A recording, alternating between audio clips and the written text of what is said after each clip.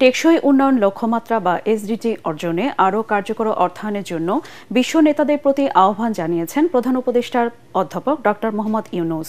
বুধবার নিউ ইয়র্কে জাতিসংঘ সদর দপ্তরে টেকসই অন্তর্ভুক্তিমূলক এবং স্থিতিস্থাপক বৈশ্বিক অর্থনীতির জন্য প্রথম দ্বিবার্ষিক শীর্ষ সম্মেলনে তিনি একথা বলেন। এ সময় চতুর্থ আন্তর্জাতিক অর্থায়ন সম্মেলনে নেওয়া অঙ্গীকারগুলো বাস্তবায়নের তাগিদ দেন প্রধান উপদেষ্টা। এর আগে মার্কিন প্রেসিডেন্ট ডোনাল্ড ট্রাম্পের সংবর্ধনা অনুষ্ঠানে যোগ দেন প্রধান উপদেষ্টা। এ সময় তিনি শুভেচ্ছা বিনিময়কালে ট্রাম্পকে বাংলাদেশ সফরের আমন্ত্রণ জানান।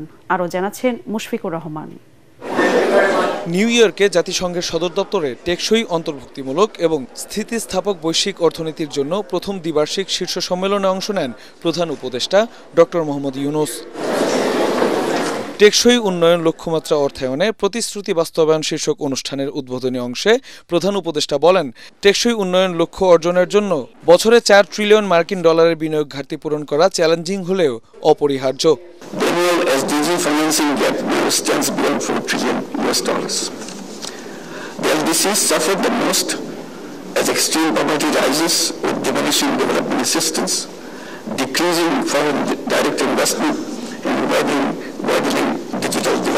এসডিজির জন্য অর্থায়ন জোরদারে 5টি অগ্রাধিকার তুলে ধরেন অধ্যাপক ইউনূস।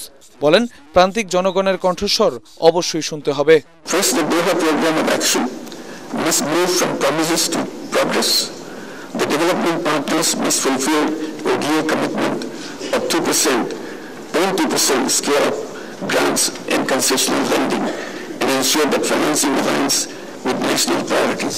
এর আগে প্রেসিডেন্ট ট্রাম্পের আমন্ত্রণে এক সংবর্ধনা অনুষ্ঠানে যোগ দেন প্রধান উপদেষ্টা মোহাম্মদ ইউনূস।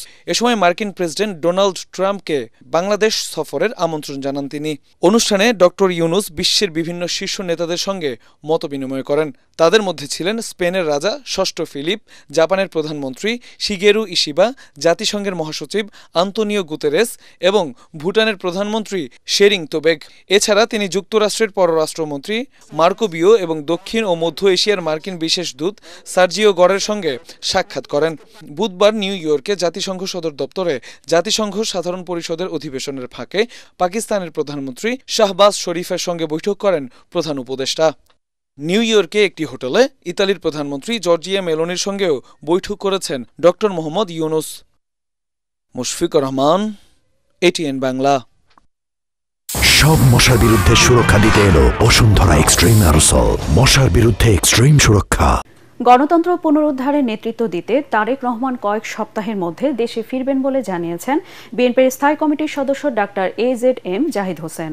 তিনি বলেন, নির্বাচনকে সামনে রেখে দেশি বিদেশি ষড়যন্ত্র রুখে দিতে বিএনপি প্রস্তুত। ডিপ্লোমা ফার্মাসিস্ট অ্যাসোসিয়েশনের নবগঠিত কমিটিকে সাথে নিয়ে শহীদ প্রেসিডেন্ট জিয়াউর রহমানের সমাধিতে শ্রদ্ধা নিবেদন শেষে তিনি এসব কথা বলেন।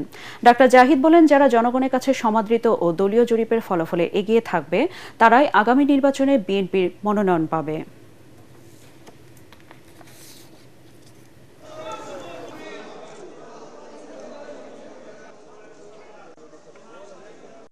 বাংলাদেশ জাতীয়তাবাদী দলের ভারপ্রাপ্ত চেয়ারম্যান শুধু বিএনপির নেতৃত্ব দিবেন না, গণতন্ত্র পুনরুদ্ধারের আন্দোলনের যারা সম্পৃক্ত ছিলেন সকল মানুষের নেতা জনাব তারেক রহমান।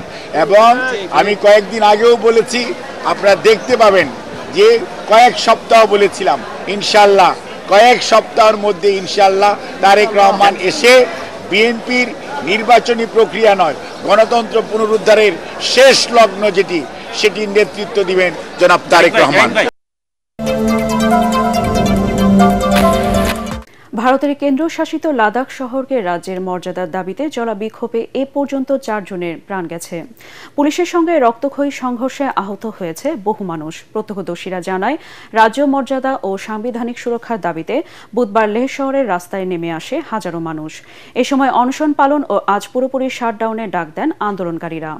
পরিস্থিতি ক্রমে সহিংস হয়ে উঠলে এক পর্যায়ে বিক্ষোভকারীদের সঙ্গে নিরাপত্তা বাহিনীর ব্যাপক সংঘর্ষ হয়। পুলিশকে লক্ষ্য করে পাথর নিক্ষেপ, বিজেপির কার্যালয় সহ পুলিশের গাড়িতে আগুন দেয় বিক্ষোভকারীরা। পরে বিক্ষোভকারীদের ছত্রভঙ্গ করতে টিয়ার গ্যাস নিক্ষেপ ও লাঠিচার্জ করে পুলিশ। এদিকে পরিস্থিতি নিয়ন্ত্রণে আগামী 6 অক্টোবর লাদাখের প্রতিনিধিদের সঙ্গে বৈঠকের ঘোষণা দিয়েছে কেন্দ্রীয় বিজেপি সরকার।